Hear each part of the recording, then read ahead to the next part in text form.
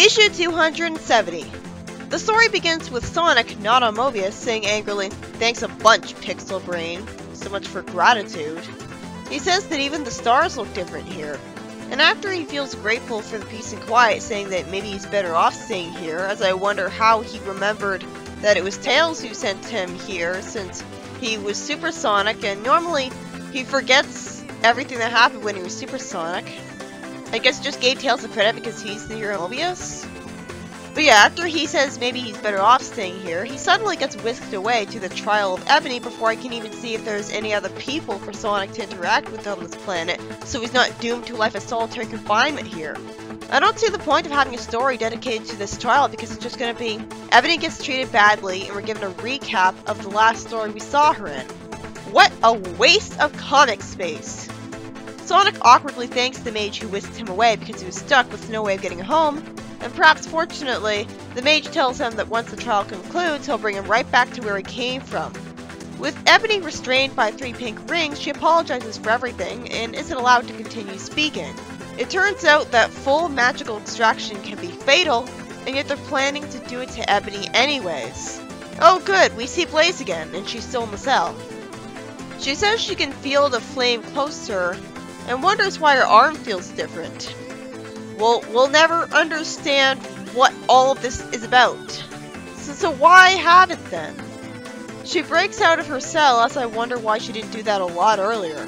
I guess it was a really well-made cell. Ebony isn't exactly helped in the trial by Sonic, as I wonder what kind of a trial it is, that Ebony doesn't even have a defense lawyer, just a prosecutor.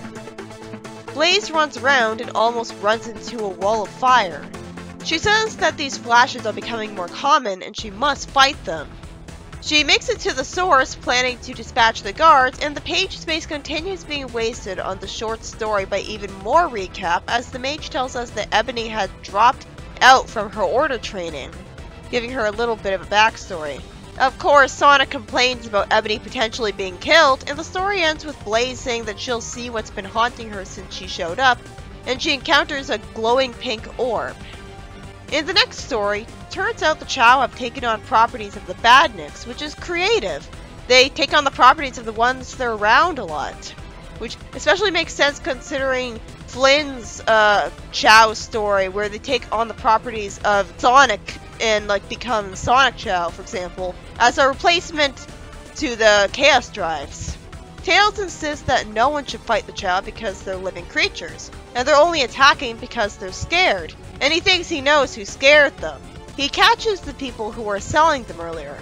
They both run away, and after Tails captures them with the help of a Tails Chow who looks adorable in a Chekhov's gun, although not really since it's not like he owned that Chow the whole time, the story ends with the Chow being sent to Tikal, with Tikal saying, "I can't believe how sweet this was of Amy to give these little guys a home." I love this because we saw Tikal with a bunch of Chow, not only in the SA1 cutscenes, but in the final image in the last story in SA1 too. In the next story, Silver goes to Vector for help, and he calls in Femni, who's needed to transport Silver 3 days into the future here so he can get a time stone to keep himself from vanishing. Femni says that she's been looking forward to meeting Silver, as she can't see him at all. She explains that as the Femni viewer, she's at one with the ebb and flow of the time stream. Its effects are more pronounced on her, so for her, Silver's already gone. Silver sees a light while hoping that he'll get another chance in a few decades, and then we see the Miracle Planet show up despite the heroes being confused about it because it's early. Femni says that she can see Silver now, and Vector wonders if the Miracle Planet arriving early means that it's actually here to save Silver. I guess the chaos energy in it is sentient and realizes he's a hero, but they never explained this, so it feels more like a Deus Ex Machina. They could have very easily written it to have it be that the Miracle Planet hadn't arrived early and just arrived on time. The next evening, the story ends with Silver fighting the same criminals that wanted to brainwash people because he's here to stay. All because he used a time stone to make the time stream and have it so that he's destined to be born eventually. I guess it rewrote the future so that he'd get to have his parents be together. So that means the time stones can go rewrite the future. Hope Eggman doesn't get a hold of them. In the next story, we see the Chaotix fighting Badniks, with Espio complaining that not only is Shadow a traitor, but he's a really boring person. I love that line.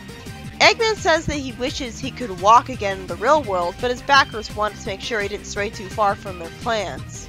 Shadow finds out he has backers in the first place and uses his powers to start attacking Eggman, revealing that he had been planning to fight him all along. Eggman is alerted that his security scan is no longer running. Shadow keeps attacking Eggman, getting rid of his major programs in cyberspace, and says, "And so on, until you're just a fat nothing in a chair and the war can end without another shot." As he's disappearing in a bunch of numbers, Shadow says that this is just as Kintamore would have wanted.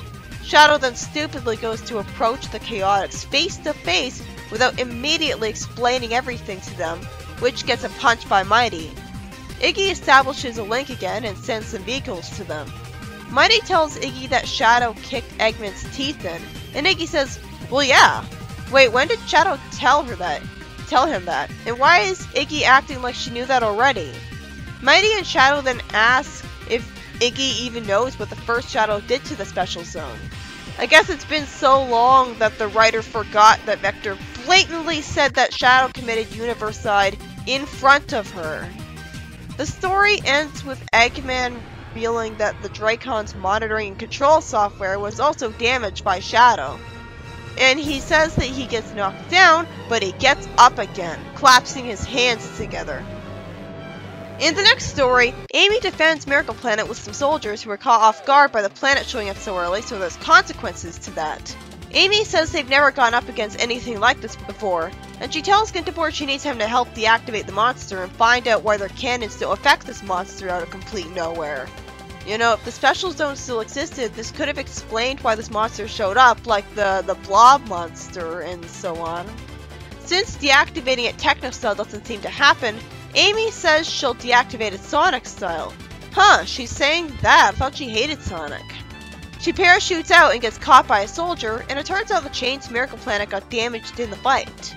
There was no time to get anyone evacuated, and Kintamore says that once the Miracle Planet begins to fade out with Amy on it, his communication systems won't reach them. The story ends with the Miracle Planet leaving Mobius with Amy on it.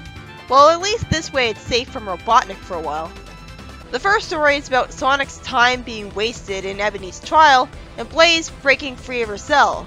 Obvious padding. The second story has Tails use a Tails Chow to help him capture the people who were taking advantage of the Chow, who were only attacking because they were scared. The third story has Silver use a Time Stone with Tails to rewrite the future, so that he does get born later to keep himself from disappearing. And the fourth story has Shadow fight Eggman to damage his programs, only for him to be released from the Dracon's monitoring, ultimately choosing to do the right thing. And the final story has Amy, in a fight with a random monster out of nowhere, end up getting sent away from Mobius with Miracle Planet, which felt like a Deus Ex Machina since the monster came out of nowhere. Maybe if it was Tailstall, that plot thread they completely forgot about, the monster would have made sense.